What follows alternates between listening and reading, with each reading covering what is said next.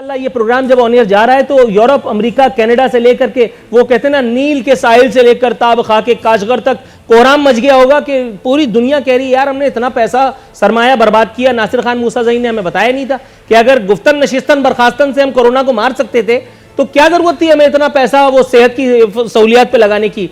हुजूर वाला यहाँ सेहत आम्मा की सहूलियात, वो वेंटिलेटर्स की तादाद वहां लाखों में है और वहां लाखों लोगों को एंटरटेन नहीं किया जा रहा, नहीं किया जा सकता। यहां हमारे यहां कख भी नहीं है और आप कह रहे हैं कि हमारी विजनरी लीडरशिप और हमारी महफिल हाय हू और हमारी गुफ्तन नशिस्तन बर्खास्तन से कोरोना डर गया इसलिए अमवात कम हो गई। अच्छा, आप मुझे जनरल साहब का नंबर दे दिए, मैं उन्हीं से बात कर लूंगा। ठीक है, छोड़ दीजिए।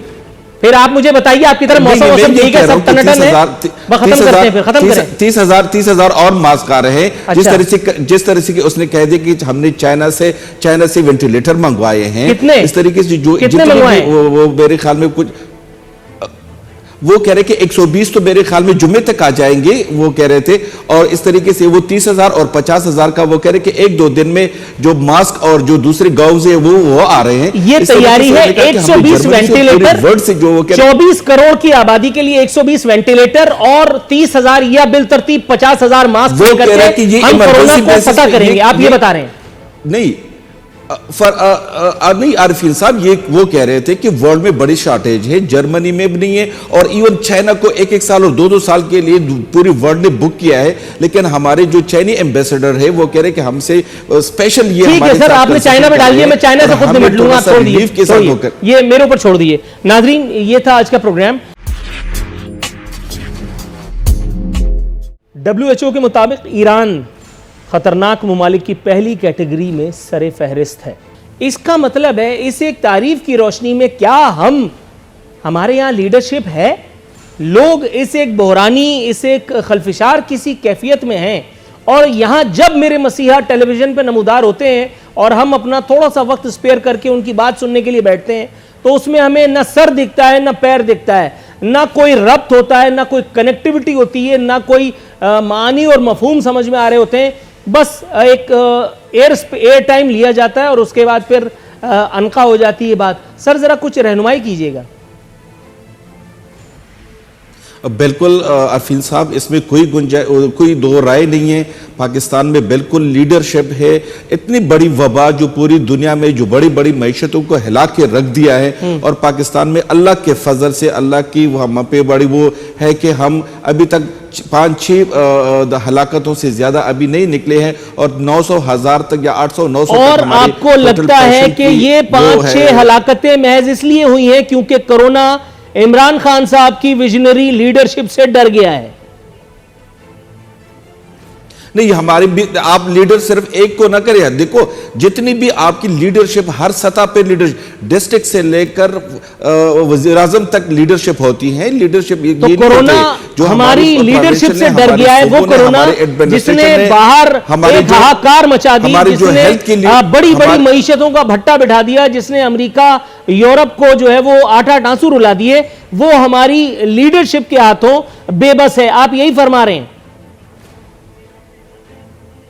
नहीं, ये मैं कह रहा हूं कि हमारी लीडरशिप का ये कमाल है कि हमारे यहां 2-3 अमवात के बावजूद इतना ज्यादा सीरियस कि हम लॉकडाउन और कर्फ्यू तक हमारी कौम, हमारी लीडरशिप और हमारी डिस्कशन हो रही है। तो ये अच्छी बात है, ये अच्छी सोच है, बजाय कि हम हज़ारों पे पहुंच जाते और फिर कर्फ्यू और लॉकडाउन पे पहुंचते। तो मेरे ख्याल में बात वाज़ेह नहीं हुई सर। मैं दोबारा वही सवाल पूछूंगा, फिर दोबारा जवाब दीजिए सर। इससे अमवात की कमी का क्या ताल्लुक कि मेरे मसीहा वहां इस्लामाबाद में एक महफिल हाय हू मुनक्किद करते हैं, उसमें तमाम जो है वो उनके अनमोल रतन बैठ करके उनसे कुछ अच्छी अच्छी प्यारी प्यारी बातें करते हैं, कुछ अच्छी अच्छी स्टेटिस्टिक्स उनसे शेयर की जाती है।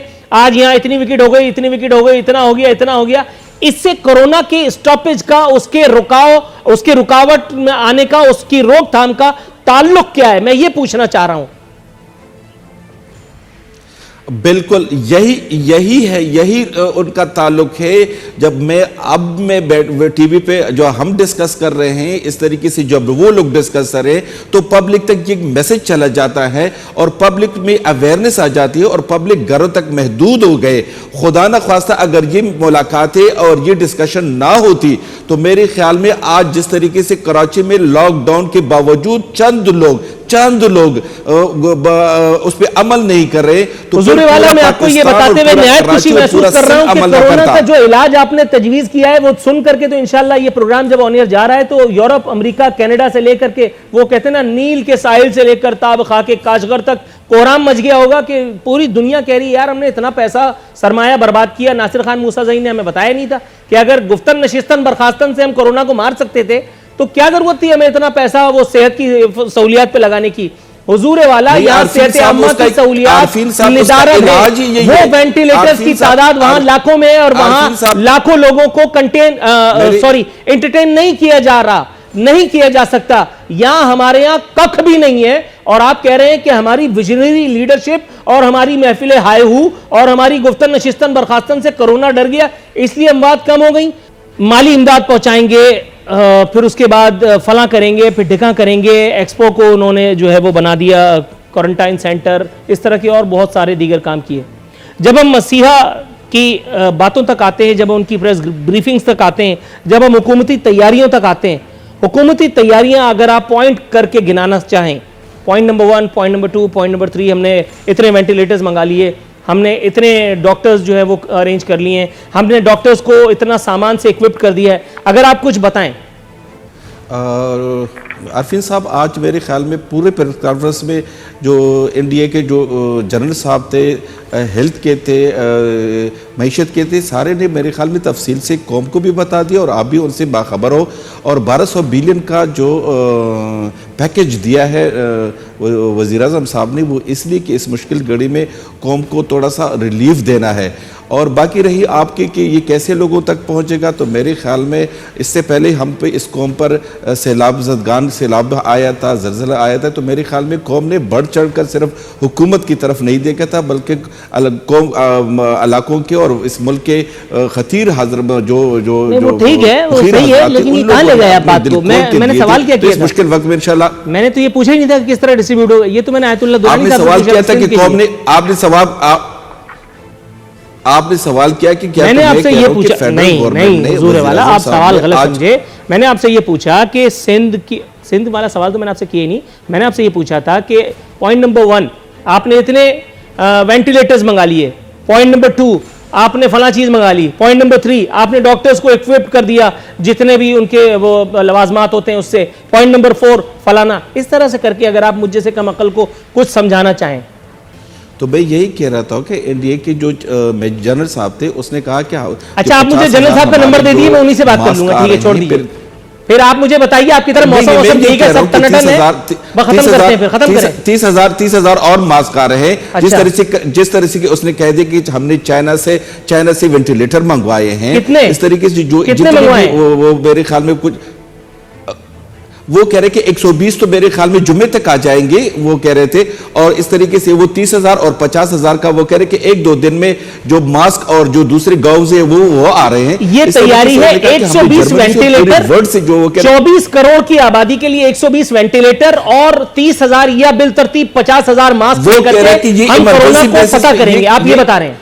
नहीं नहीं आरिफीन साहब, ये वो कह रहे थे कि वर्ल्ड में बड़ी शॉर्टेज है, जर्मनी में भी नहीं है और इवन चाइना को 1-1 साल और 2-2 साल के लिए पूरी वर्ल्ड ने बुक किया है। लेकिन हमारे जो चाइनी एम्बेसडर है वो कह रहे कि हमसे स्पेशल ये ठीक है सर, आपने चाइना में डाल दिया, मैं चाइना से खुद निपट लूंगा, छोड़ दीजिए, ये मेरे ऊपर छोड़ दिए। नाजरीन, ये था आज का प्रोग्राम। वजीर आज़म पाकिस्तान मेहरबान हुए हैं अल्हम्दुलिल्लाह, एक मरतबा उन्होंने सीनियर रैंकर्स को लिफ्ट कराई है। आज एक खुसूसी नशिस्त हुई है जिसमें उन्होंने कोरोना के बारे में, उसके मुज़म्मिरात के बारे में एक फसीह व बलीग लेक्चर दिया है। ताहम इस दौरान जो देखने में आया और बड़ा अच्छा लगा देख करके, कम से कम मुझे तो अच्छा ही लगा, क्योंकि वो फुल टॉस सवालात और उससे कोफ्त होती है मुझे। तुंद तेज़ सवालात आज मेरे मोहतरम वज़ीर आज़म से किए गए। 2-3 से ज़ायद सहाफ़ियों ने, एंकर्स ने ये काम किया जिस पर वो खराज अक़ीदत के मुस्तहिक़ हैं यकीनन। लेकिन वज़ीर आज़म पाकिस्तान का टेम्परामेंट आज ज़रा थोड़ा सा कुछ आगे पीछे था। उन्होंने खफगी का बाकायदा खफगी का इज़हार फरमाते हुए कहा कि अगर हम कोरोना से हट करके किसी और बारे में बात करेंगे तो फिर ये महफिल जो है इसे ख़त्म किए देते हैं। अब आप मुलाहिज़ा कीजिए कि एक एंकर ने ये सवाल पूछा जो कि हम कल रात को अपने प्रोग्राम में उठा चुके। ये नुक्ता कल रात को हमने ये पूछा था कि जब मुल्क का वज़ीर आज़म लॉकडाउन के इंदिए तक से कतरा रहा था और उसने इंदिया तक नहीं दिया, तो फिर अचानक DGISPR की जानिब से ये लॉकडाउन का ऐलान, क्या ये वज़ीर आज़म की जिम्मेदारी नहीं थी? कल हमने मोहतरमा उज़्मा कारदार साहिबा से एक नहीं, दो नहीं, 3 मरतबा ये सवाल पूछा, लेकिन जाहिर है कि इस सवाल का जवाब जो कुछ गुल खिला सकता था उसको देखते हुए किसी भी ज़ी-शऊर आदमी या खातून से यही तवक्को की जा सकती थी कि वो इसको बाईपास करेगा, इधर उधर करेगा, और वो उन्होंने अल्हम्दुलिल्लाह किया। तो बहरहाल जो सवाल कल हमने पूछा था, आज वही सवाल वज़ीर आज़म पाकिस्तान के ऐन मुंह पर उनसे पूछ लिया गया। गज़ब खुदा का, जुर्रत देखिए। एंकर ने पूछा कि जी लॉकडाउन का ऐलान DGISPR की तरफ से क्यों? वज़ीर आज़म तो आप हैं। उसके बाद जो मैं समझ पाया 2 दफ़ा सुनने के बाद, वज़ीर आज़म ने कहा कि हम सब एक पेज पे हैं। मेरा तो पूछिए, मैंने वो पेज फाड़ के वहीं फेंक दिया कि दफ़ा करो यार। हम सब एक पेज पे हैं, हम फलाने हैं, हम ढिमकाने हैं, हम मुशावरत करते हैं, हम रोज़ाना बैठते हैं, अगरबत्ती जला के हम सारे बातें कर रहे होते हैं। सानू की सवाल चना जवाब गंदुम, मुझे तो कुछ समझ में नहीं आया। उसके बाद वज़ीर आज़म पाकिस्तान ने इस एक नशिस्त में मीडिया की आज़ादी को भी लाठी की तरह इस्तेमाल किया। उन्होंने कहा कि पाकिस्तान में मीडिया जितना आज़ाद है, मगरिब में तो ऐसा हो नहीं सकता। फिर उन्होंने वही ताना हमें दिया जो वो हर दफ़ा में देते हैं, या शायद मुझे ये कुछ ऐसा ही लगता है कि वो ताना देते हैं। उन्होंने कहा कि मैं 20 साल तक वहाँ रह कर के आया। अब इसमें मेरी क्या गलती है हुज़ूर?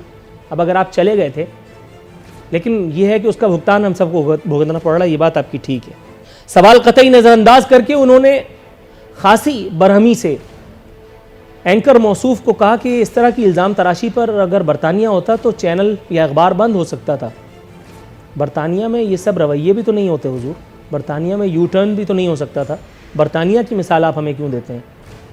वज़ीर आज़म पाकिस्तान ने फरमाया कि कोरोना 2020 मैच नहीं, ये कमबख्त मैच की वजह से ही ये कौम आज यहाँ आ गई है। सर, अब आप मैचेस की बातें करते रहेंगे तो फिर सियासत, और फिर सियासत से आगे बढ़कर ये कौमी खिदमत जो इस वक्त कोरोना के हवाले से करनी चाहिए वो कैसे होगी? वज़ीर आज़म ने एक और बड़ी काम की बात की। उन्होंने कहा हमें दानिशमंदाना फैसले करने होंगे। फूट फूट के रोया हूँ मैं ये लाइंस लिखते हुए, जैसे कि हमने इनको रोक रखा है। किसी ने इनको अल्लाह पाक की कसम दे रखी है कि खबरदार, खुदा रसूल की कसम, अगर आपने कोई दानिशमंदाना फैसला किया। हुजूर मतलब अब फुल टॉस। गुफ्तगू में मेरे मोहतरम वज़ीर आज़म की चूंकि चुनाचे ऐसा है और वैसा है वही झलकता रहा। फरमा रहे थे कि हो सकता है जहां कोरोना हो वहां सील कर भी दें। मजीद कहते हैं कि अगर कर्फ्यू नाफिज करना पड़ा तो पूरी तैयारी करनी पड़ेगी। जी, अभी तक तैयारी करनी पड़ेगी। बार बार इसी बात पर एहसास तफाखुर जताया जाता रहा कि हमारे यहाँ केसेस की तादाद कम है। अगर ये पूछ लिया जाए तो फिर बगले झांकने के अलावा कोई काम होगा नहीं हुजूर, कि इसमें आपका क्या कंट्रीब्यूशन है, इसमें मेरा या किसी और का क्या कंट्रीब्यूशन है। ये तो कुदरत है। सुम्मा अल्हम्दुलिल्लाह, मेरे रब की रबूबियत इस वक्त पूरे उरूज पे सुम्मा अल्हम्दुलिल्लाह हर वक्त होती है कि उसने अभी तक हमें, और इंशाअल्लाह अल्लाह ने चाहा तो आगे भी हमें किसी बड़े इम्तिहान में अल्लाह रब्बुल इज़्ज़त ने चाहा तो अपने हबीब के सदक़े में हमें कभी मुब्तला नहीं करेगा, क्योंकि हम ऑलरेडी किसी किस्म के एक इम्तिहान में तो हैं।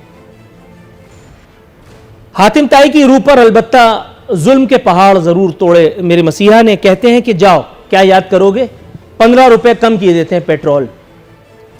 मतलब अब आप ये देखिए, पहले लोग घरों पे हैं और जो लोग घर पे नहीं है उनको रेंजर्स पुलिस मारपीट करके सही कर रही है, उनको घरों पे भेज रही है। तो ये 15 रुपए का ये इंजॉयमेंट कौन करेगा भाई? ये फैसल वावडा, फवाद चौधरी, ये इन लोगों के लिए अगर किया है तो फिर उनको तो पहले भी सरकारी खाते में मिल रहा होगा, तो फिर ये करने की ज़रूरत क्या थी? नहीं समझ में आया। पूछेंगे आज अपने मेहमान से अगर जवाब मिला तो। दूसरी जानिब एक बहुत अहम इशू, विफाक वज़ीर आज़म पाकिस्तान की तरह मुझे विफाक भी कहीं नज़र नहीं आ रहा, विफाक की अमलदारी कहीं नज़र नहीं आ रही, विफाक की रिट कहीं नज़र नहीं आ रही। विफाक अगर तो सिर्फ इस्लामाबाद और सिर्फ कसर सदारत और कसर वज़ीर आज़म का नाम है तो ठीक है, फिर विफाक वहाँ मौजूद है। अगर अमलदारी और रिट सिर्फ वहीं उन्हीं महाफिल में चाय नाश्ता सर्व करने वाले मुलाजमीन पर अपना हुक्म चलाने की है तो ठीक है, फिर हमारी अमलदारी मौजूद है, लेकिन प्रैक्टिकली ऑन ग्राउंड ऐसा कुछ है नहीं।